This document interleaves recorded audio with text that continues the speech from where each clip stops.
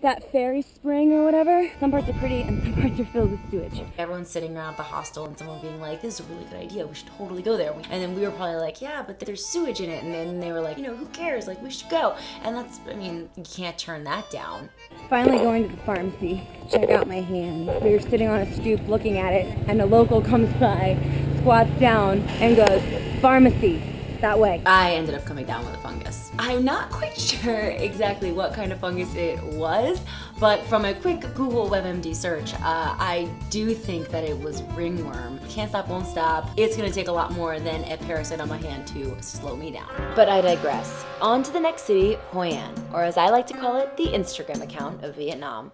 Hoi An is picture perfect, like almost too perfect. Like that girl you went to high school with that only shares photos of latte art and vacation photos on social media. Hashtag authentic, hashtag blessed, hashtag lantern selfie. Pretty? Yes, but you know there's more to the story than that.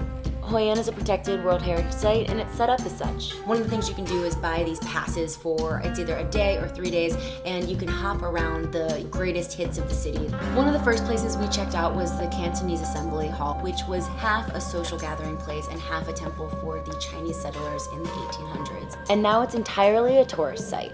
It's all red lanterns and dragons, and you can't help but feel like you've been transported back to Imperial China. Dragons are said to be good luck in Chinese culture, and judging by the amount of dragon-related art, these guys must have not had a very good insurance plan, because they definitely did a lot to appease the dragon. It must have worked though, because hundreds of years later, this place is still standing. I think a place that people overlook in Hoi An is the old house of Tan Kai. It's like stepping back in time. This is what houses looked like in Vietnam 200 years ago. Blending together Japanese, Chinese, and Vietnamese design, the old house is a lovely way to essentially time travel. The house is preserved down to the everyday details. I like the indoor-outdoor layout.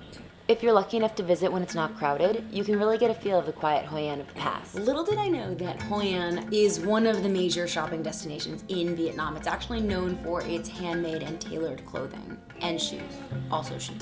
I had met and started wandering around town with a sweet German girl named Esther who wanted to have custom shoes made. So we dove into options. I get decision fatigue very easily and there were way too many options. This was not the kind of shopping for me, but Esther was in her element. After you pick a design, you sort through thousands of options of leather, and then you have your foot traced and measured to ensure the perfect fit. Another thing that Hoi An is known for are its silks, and there are silks all over the city, but like a lot of them are fake. We went to this woman who was gonna show us how to tell the difference between real and fake silk, and she started lighting everything on fire. She took this beautiful cream silk sleeping bag and started lighting the ends of it, and then we smelt it, and it smelled like burnt hair. It smelled like when you lean over the birthday candles and you flame up your hair a little bit and the entire room just starts to reek. It's exactly what it smells like. And then the people told me 100%. Then she took out another sleeping bag and lit that on fire, and that one didn't even light, it just melted and it smelled disgusting. It was like burnt. Like plastic. Only plastic, not real thick. And then the last thing that she pulled out was this pink sleeping bag. I bought it in the market. It felt exactly like the cream one, like it felt very, very real. And then the people told me again, 100% still again. She lit that on fire. It smelled like paper. Paper.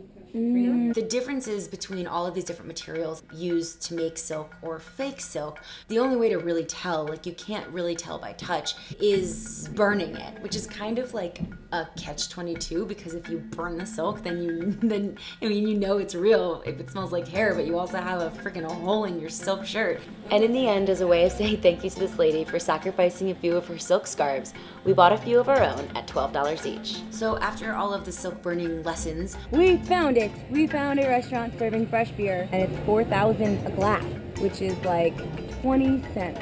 Beer Hoi, also known as fresh beer, is brewed every single day in a bunch of breweries all over Hoi An. Cheers. It's really light and sweet and watery. We ended up drinking a lot of beer Hoi, like a lot. After that, I did not take much video, but Hoi An is lovely at night. And the next thing I knew, it's time to carry on to the next city. Coming up next is my son. Do you know my son? My son, that way. At 3 or 30 kilometers